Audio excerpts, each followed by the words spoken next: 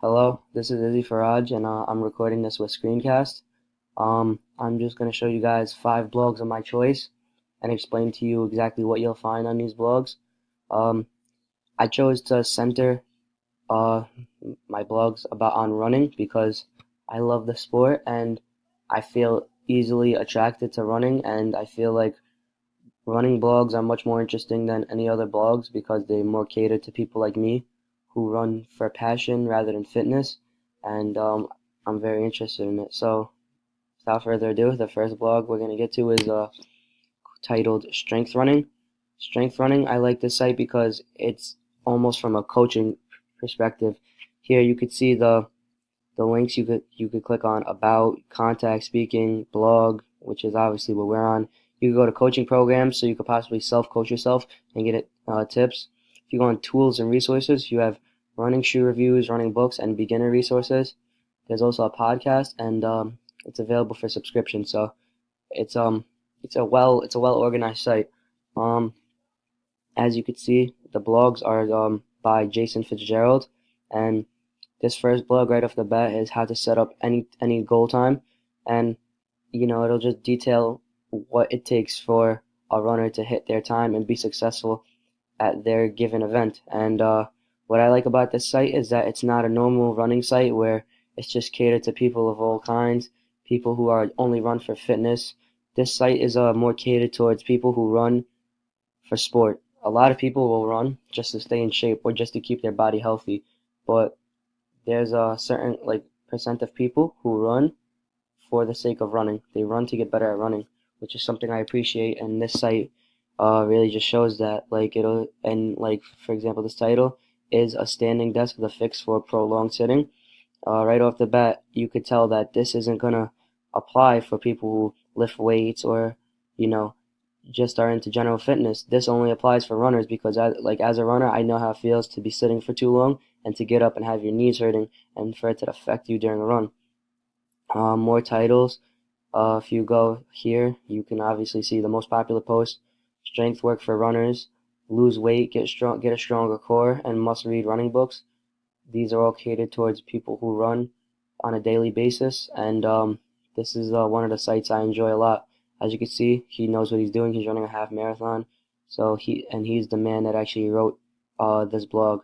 So as you can see, right off the bat, he just looks like he's done this before, and I just appreciate this site because it caters towards people who enjoy running more. The next site I chose is Running Shoe Guru.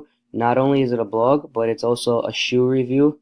Um, if you go to the main page, you can see Running Shoe Finder, which is if I click on it, it'll give you a quiz about how you run. For example, if you want to say you're a male and you're less than 80 kilograms, and if you pronate or if you ride neutral, for argument's sake, we'll go based off of mine, which is that I overpronate, meaning my legs go I land on the side of my feet, and my legs go outward. Um, the foot strike, it's important to know you either land on your heel, your midfoot, or your forefoot. Generally speaking, it's best to land on your heel because it promotes heel toe action and it'll promote a smoother run going the distance. But I normally land on my forefoot, which is something I have to work on. You could choose between distance and speed shoes, which are very different. Distance ones will have more cushion, while speed ones will be lighter. So we'll click on that, and you could either go for a trail run or a paved road. Typically, unless you're running on a trail on a daily basis and you run extensive miles on the trail, it probably wouldn't be the best to select a trail shoe. So if you go on trail, and then you press see the results, you get 0 reviews because I'm just too specific and too picky, I guess. But back to the main site. If you go to best running shoes, you can see the best running shoes available. And right off the bat, the best choice, meaning the best overall running shoe, would be the Asics Gel Cumulus 20. It also gives you the premium pick, which is the best for pricing and the best for value, which is the Brooks Glycerin 16. And then if you're just trying to save some money, you could go with the New Balance 890 V6. Those are some great shoes, and this is a site that I've used before, and it really helps. You have a search engine. For example, if I want to search Pegasus, I could just simply search it up, and I'll get a ton of reviews on all the latest Nike Pegasus. The 35 was the latest one, and it just continues all the way down to when Nike Pegasus is where it first started getting made, which is great because it's really reliable. It even covers the general like basis of what the Pegasus is. So the next blog is Saucony Stories, which is just a blog about the running brand Saucony. And not only is this a blog, but it's a great way to promote your company and to get people to know and get familiar with your company. So right off the bat, they have many categories. You could go with performance, which is first, which is strategy use, so you could see all the elite runners that wear Saucony shoes. So right off the bat, the first title that you see, coached by 2004 U.S. Olympian Tim Bro, which is obviously if you see that somebody who wore Saucony was an Olympic coach, you're gonna think twice about going towards a different company. You could also go to gear, so you could just see exclusively what items are available. You could go to nutrition, which is another neat aspect of this site, that they tell you what to eat, even though they're a clothing slash running shoe company.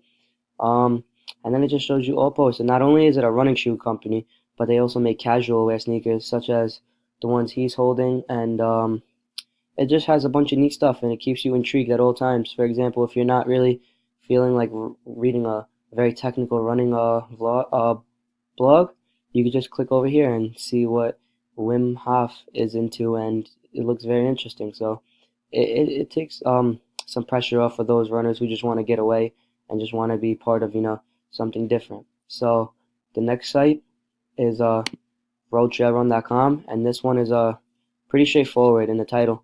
It details road trail running for people who just run distance and just run for the sake of loving the trail. Right off the bat, the title is Jeff's top running gear for 2018, and it'll just show you a ton of different running shoes that he would like to wear on the trail.